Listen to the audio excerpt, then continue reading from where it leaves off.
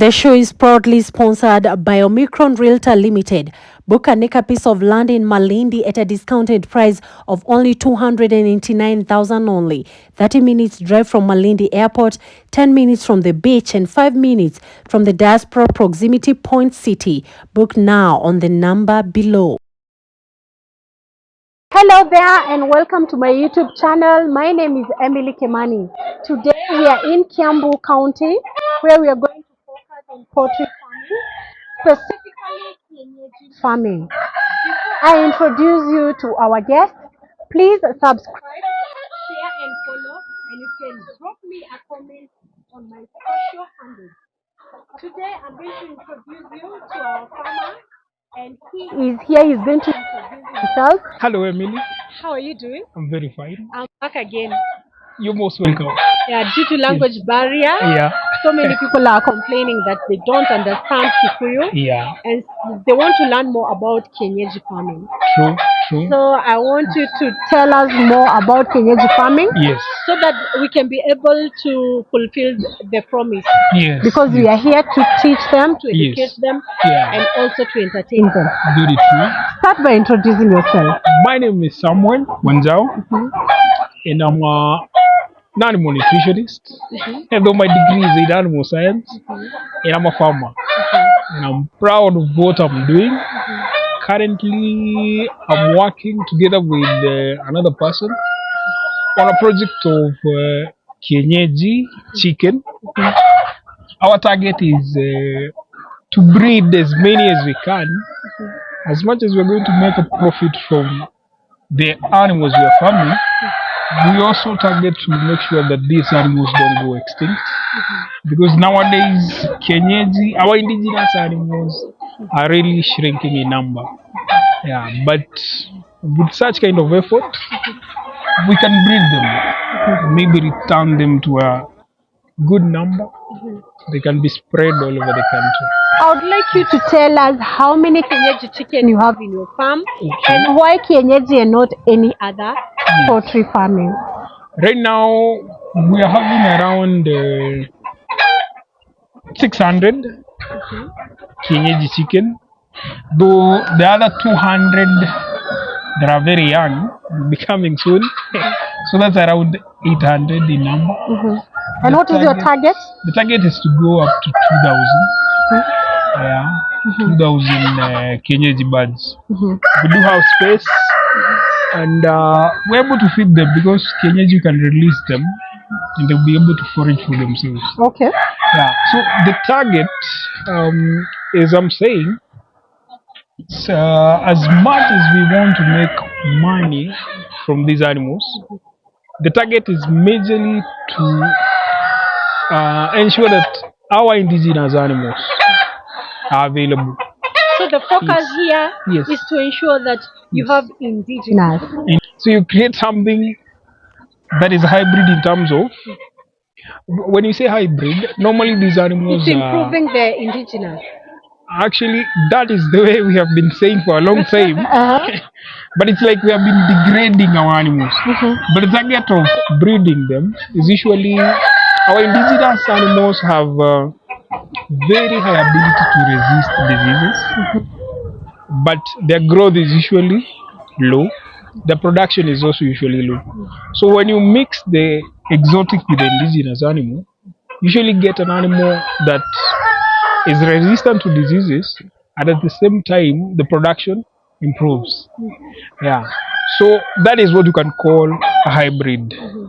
A mix of the exotic and the indigenous that performs and at the same time is very resistant to diseases. Okay. Yes. You said that you're working with somebody else. Do you have a partner in your business?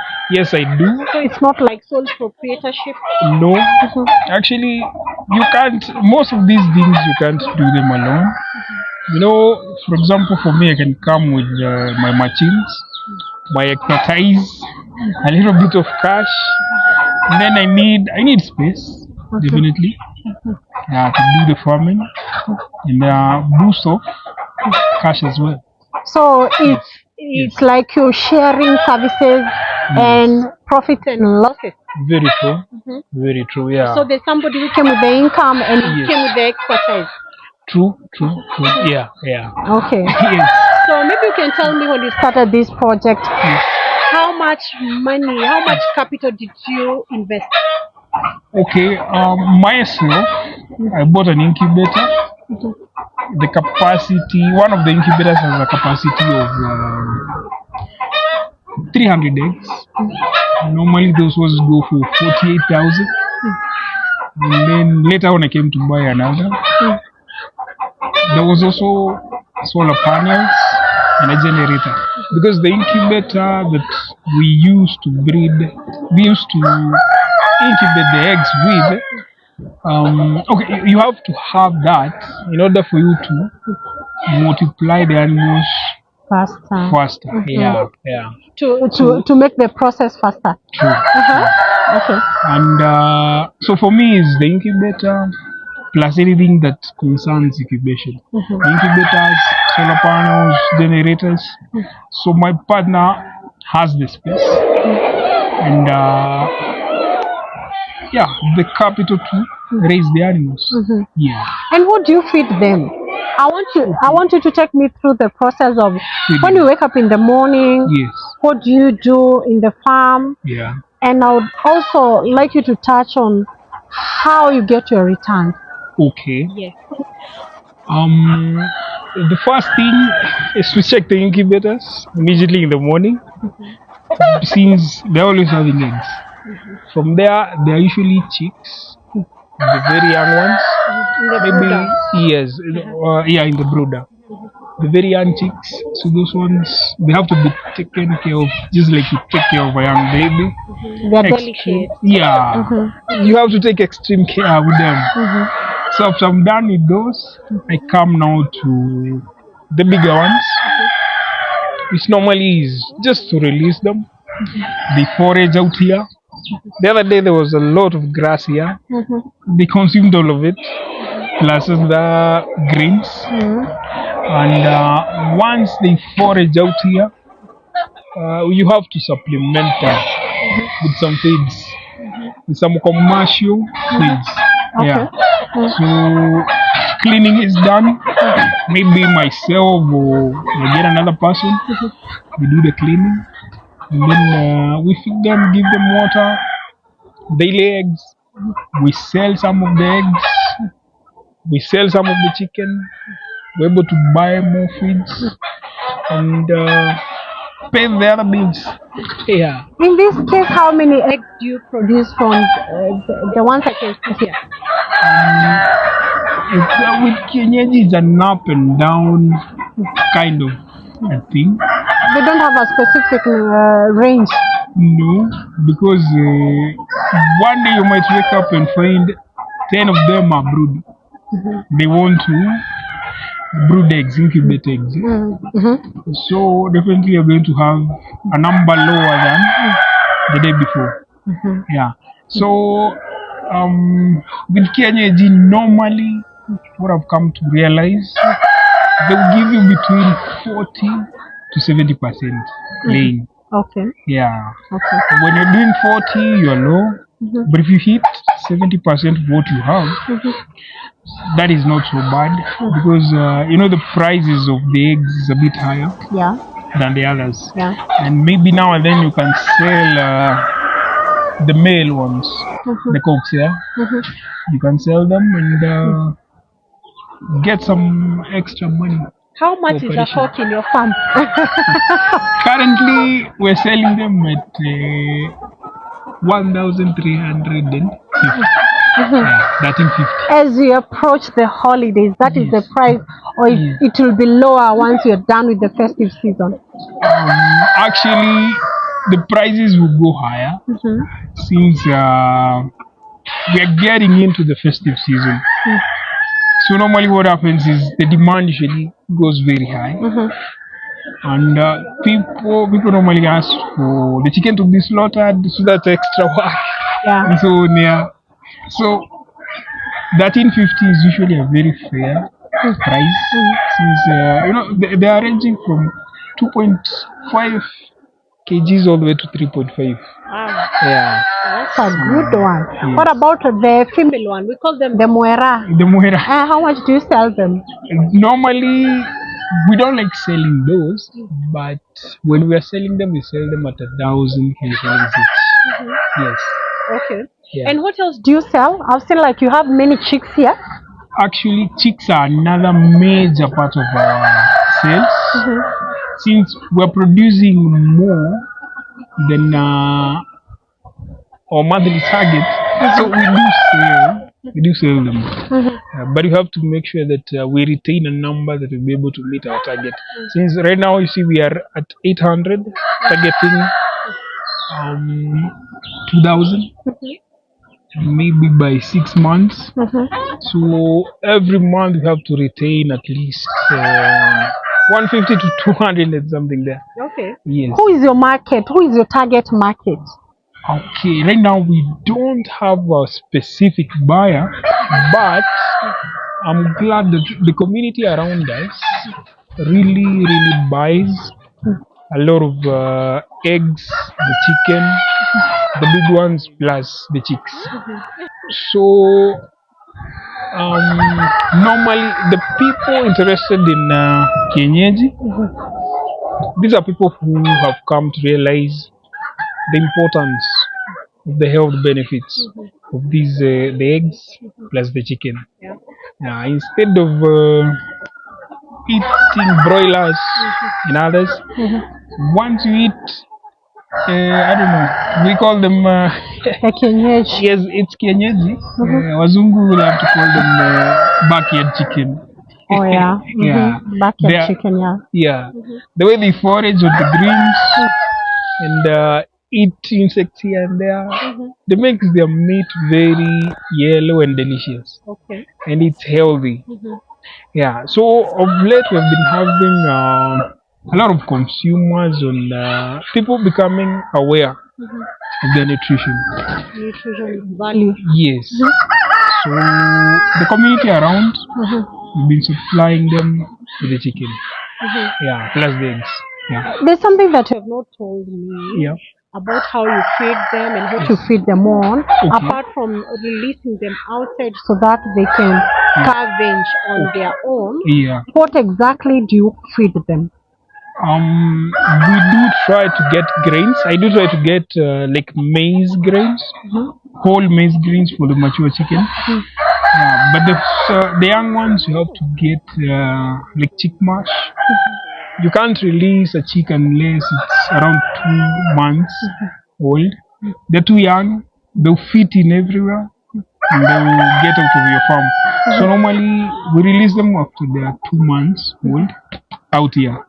So from that point we start feeding them on grains. Okay. Commercial feeds like layers so that they can lay eggs. Yeah, and greens like this bag is full of a lot of skuma wiki. Do you grow them yourself or you buy them from farmers? We buy them from farmers. Like down here there's a lot of farming in the area called Gitambo. Yeah. So we take a bag. Yeah. They're going to kill one female. And that's why we usually sell the excess. Because once you breed them, once you incubate the eggs, normally they come out 50-50. Yeah, but 50% males. The ratio of the cock is higher than the hen. Actually, it seems that way. Though they're 50-50. Yeah, because they can see they want to feast on one hen. Five cocks want to feast on one hen. Yeah. Okay, in this job, yes. Maybe you can tell me some of the challenges that you encounter as you do your work. Right now, like the major one we have had recently, heavy rain usually results to these birds not laying eggs. So on your side of farming, rain is not very important. It is because you see it will grow the greens that are needed out here. But the immediate effect that comes from the rain is that there's a drop. In the laying of eggs. Yes. The production of eggs. And normally, what other people normally will do, they'll give a lot of medications to their chicken and maybe a lot of feed to make sure that that production does not go down. But for us, we're trying to farm. To use too much chemical. Yeah, since now and then myself I consume them. Yeah, I also don't want to eat something that is full of chemicals. Yes. So one of the challenges is the rain. The rain, the temperature actually, it comes with a drop in temperature. And chicken normally don't like low temperature. They don't lay eggs when temperatures go down.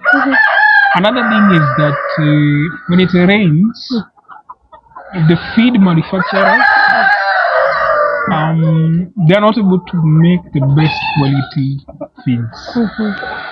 So you find, I usually think that maybe they make their feeds with some more feeds with a lot of mold. That usually affects the hens a lot. So they compromise the quality of their feed. Yeah, and it normally comes when it rains. When the temperatures go down, normally when you ask them, they'll tell you we're not able to get a particular product to make the feed. One of the ingredients. Yes. Feeding them. And I've seen all over the country people doing a lot of livestock farming. Feeding is a major challenge. Yes. Okay. Yeah. So we have the rain, we have the feeding. Yes. So you don't have any challenges when it comes to the market? The market and security? With security, security is something that you can solve. Over time you can build a good fence, have cameras, have a watchman at night. Yeah, that one is can solve. Yeah. So you don't have any challenges with the insecurity. The place is secure. The place is secure. At least we thank God for that. Yeah. We haven't had any. Okay. We haven't had any insecurity issue. Yeah. But the market is also not organized as you would expect. But right now, what I'm trying to do is, like, I'm supplying a lot to supermarkets. Oh. The eggs plus the chicken. Once you get a taste of these indigenous animals, you really never go back to the other ones. Let us give them free market. Let us mention the specific supermarket where you sell your product in case our viewer would like to have a taste of the indigenous production. Actually, yesterday I supplied several trays of eggs to Selfridges. Selfridges supermarket at Zambezi. They really support us. They buy a lot of eggs. Plus the meat as well. Wow. Let us give them a free advert. True. You can go to Selfridges Zambezi and buy your kienyeji there. That is where our farmer is supplying the chicken, the eggs. You'll be able to taste, to have that indigenous taste. True. Yes, there are also other supermarkets we are supplying to. And even the market itself, like Wangige market, we do deliver there sometime. On which day? Dance day and Monday. Though with the market, this is usually a very major challenge. Sometimes you can go there and find a flooding. The flooding of eggs. Yeah, and other. Even Kenyeji. True, yeah. Sometimes you find them, but so you find that maybe you're selling a tray at 500. In the market, when you take them to the market, they'll buy as low as 350. Seriously? Yeah, that's what they usually do. So is that the reason why you concentrate on producing chicks more than selling eggs? Chicks have to be produced in order for this business to continue. Since you see we are selling the mature birds as well. Yeah. So we have to produce the chicks. Now the chicks, we sell the extra ones, the excess ones, which brings an extra profit to the farm. Yes. And is the business sustainable? As in, Yeah. are you breaking even? Breaking even. So normally in any business, you really have to invest money, time, your expertise up to a certain point. Like, it normally takes around 5 to 7 months for a chicken to mature. So for those 5 months, there'll be no sale of eggs or the chicken. Maybe even the chicks, because you're trying to reach a certain target. But after 6 months with kienyeji, you can sell them and save the eggs plus the chicks that are coming. At that point, you find at first the sales normally go equal to your expenditure. Oh, okay. Yeah, so you first of all find that you're not really making a profit. Yeah. But with the calculations that you have already done, the expectations, we hope we'll be making profit very soon. Yeah, Yes. we just hope so, because every person, when a person is starting a business, the aim is to get returns. True. And they come through. Yeah, through profit. the profits, yes. Yeah. Yes. Now, Yeah. you told me that you have graduated from Egerton University. Yes. What did you study there? The specific course is animal science. And I got out here, started training farmers on animal nutrition.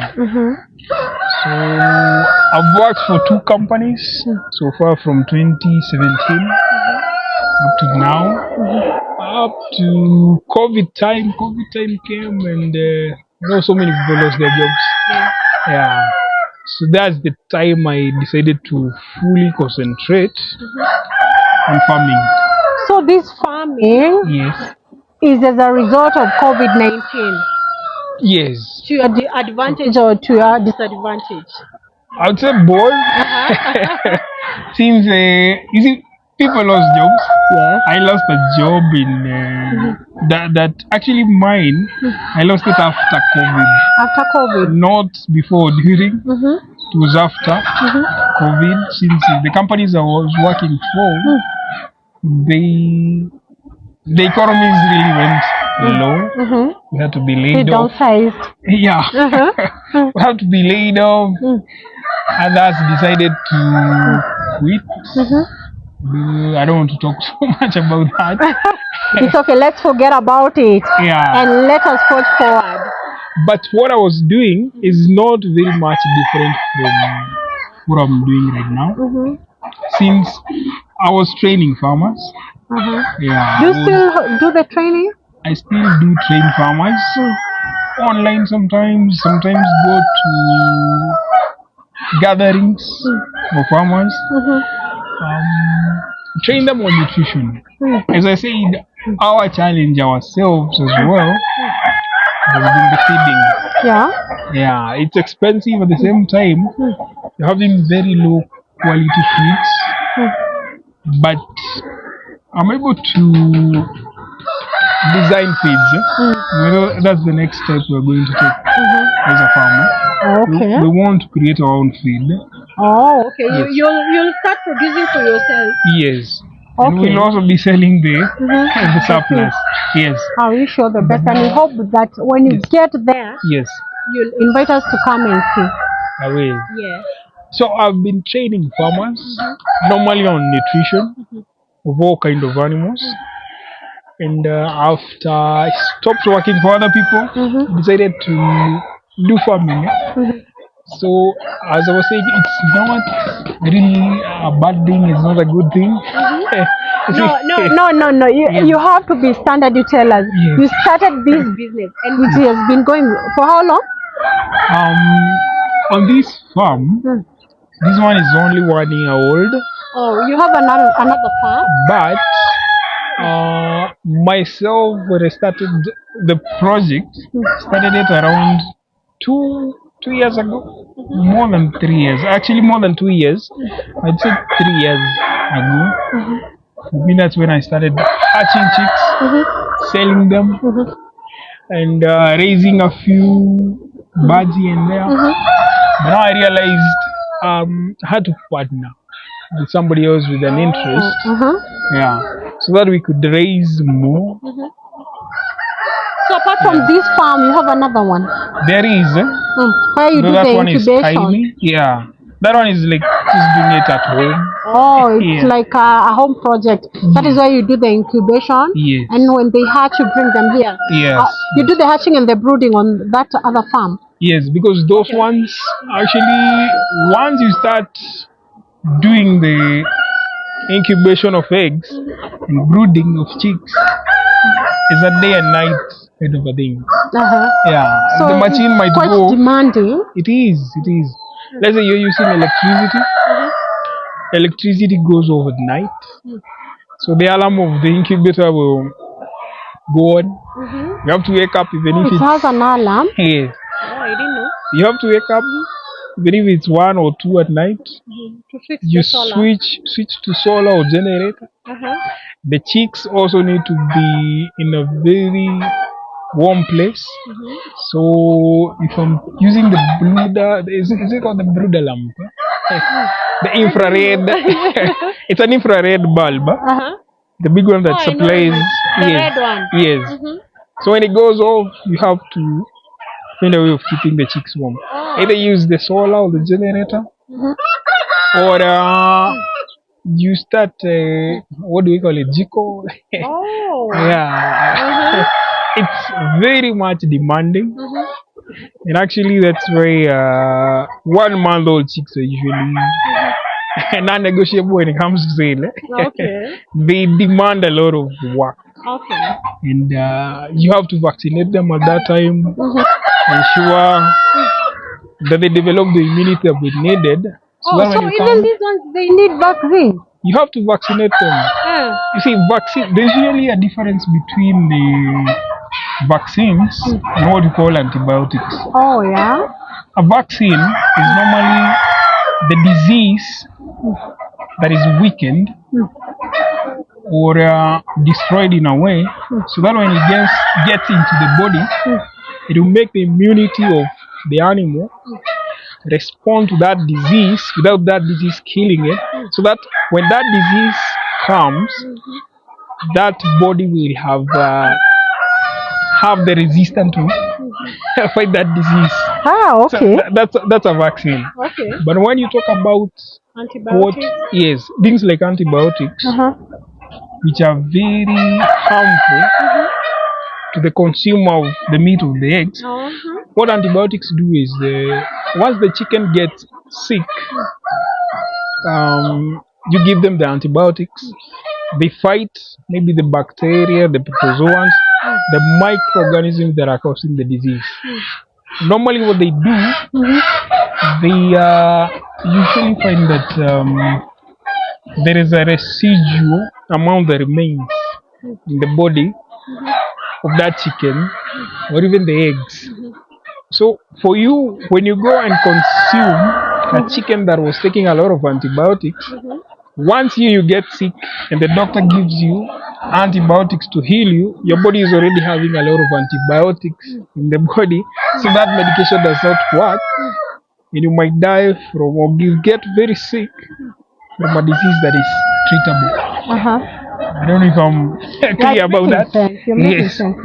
That is why usually people with a know-how on what antibiotics are normally don't use them. And even if you have to use them maybe on very young chicks, but mature birds, you shouldn't use antibiotics because you will consume them and they will have a very negative effect on your body. Okay. Yes. Now, maybe to conclude our interview, maybe you can give us some advice. Yes.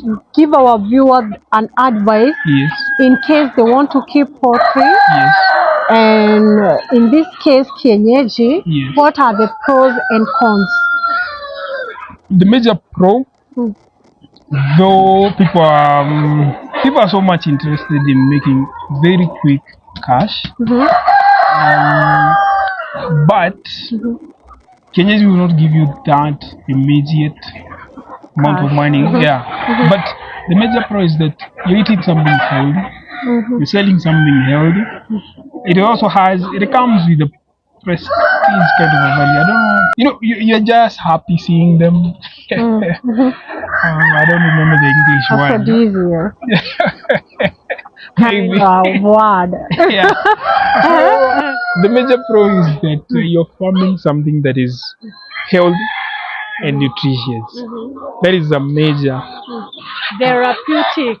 Yes. It is very therapeutic to see True. such kind of flowers in your house. Very I true. think that is the word you're looking for. True. There's another one, but that one is quite okay. Yes. Yes. Okay. So the con is that these birds, they're expensive to raise.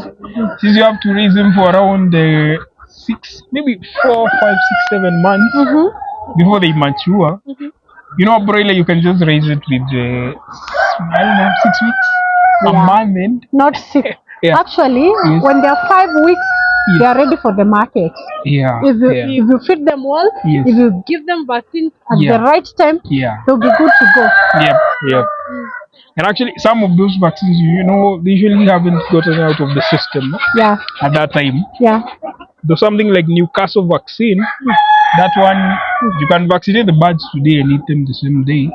But other vaccines, if you do so, they'll have an effect on your harmful. body. Yes. Okay. Yeah. Otherwise, we're very grateful for Yes. hosting us here. Yeah.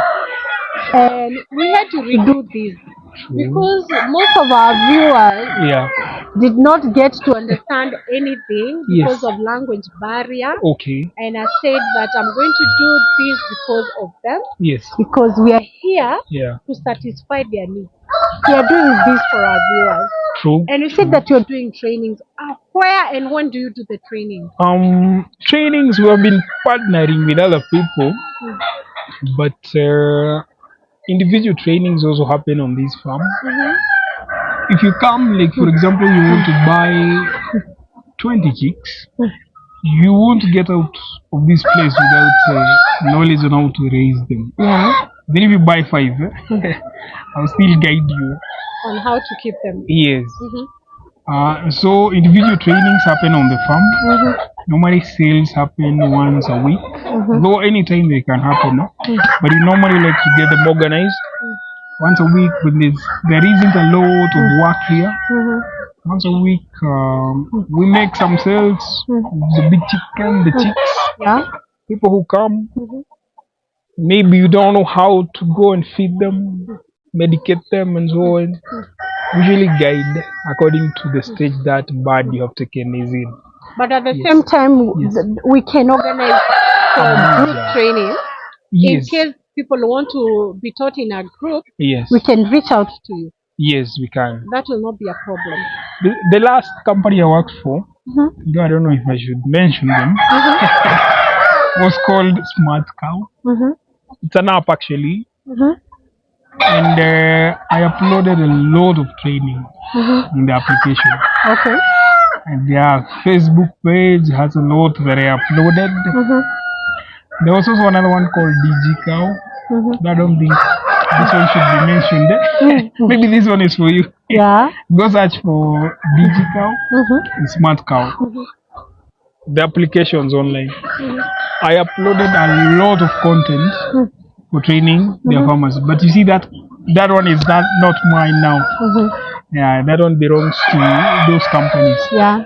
But for individuals or other groups, we can organize and you can train them. Yes, I can. At a small fee, of course. Small fee, very small. For instance, if you were to raise maybe 100 chicken, in 6 months, you can sell them at an average of 1,000 each. Yeah. So 100 times 1,000, that's 100,000. Yeah.